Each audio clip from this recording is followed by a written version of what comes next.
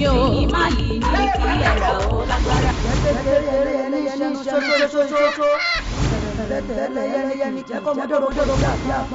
òun ló dín lọ́dún wá fún ọ̀nà nílà nígbà tó oṣó oko tí wọ́n bọ́ ń bẹ̀ láṣọ ó ní wọ́n sọ̀tá òun. elélele 50 naira ló wà ń bẹ̀. ìkọlọ sí òní ni mi fẹ́ gbẹgbẹgbà kí ni mo fẹ́ 50 naira ṣe. ìkọlọ sórí ni kí ni bẹ́ẹ̀ ṣe ní dá padà tí bá gba owó yẹn lọ́wọ́ yín ẹ mọ̀ pé kò lọ Jerusalem ni kódà wọ́n wó di Jẹ́ríkò tó wọn ọ̀rẹ́ ni mọ́ padà ẹ jẹ́ ìgbà lọ́wọ́ yín ẹ rí.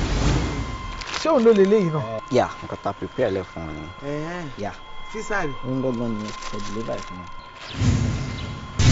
ẹ gbà mí òun kọ́ ló ní eléyìí. ṣé ó máa fẹ́ máa bá mi jiyàn ni. mo ní kí n ṣe òun ló ní eléyìí. bóyá ẹ ṣe déédéé fún wọn àti pé gbogbo style tó bá fẹ́ ṣe bóyá ẹ ń ṣe fún wọn nítorí tó dẹ̀ lọ ṣe máa wà yẹn otherwise ojú kòkòrò la máa pè yẹn náà.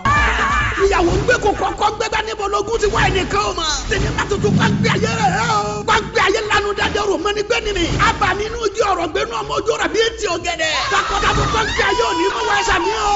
sinimá tuntun bá gbé ayé.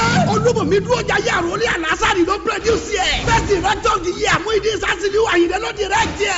starring ọdúnládé adékọ́lá. bẹ́ẹ̀sì àyígbé ọláyà igwe Mr Latin ìyàbọ̀ oko madam sajẹ. olú olówó gẹ̀márìjà. wàyí ìjàdù adétìméjì. mọ̀sùrù ìjàyẹ gbẹ̀mí. títú ayọ̀ọ́lá fúnmiláyọ̀ sọ́nọ́lá. nǹkan ọ̀dẹ́yẹmí àti bẹ́ẹ̀ bẹ́ẹ̀ lọ. sinimá tuntun gbàgbé ayé ti jáde sórí VCD nìkan báyìí o. marketed and distributed by Ayeni Ventures number 4 ìdílé Dùmọ̀tà Èkó.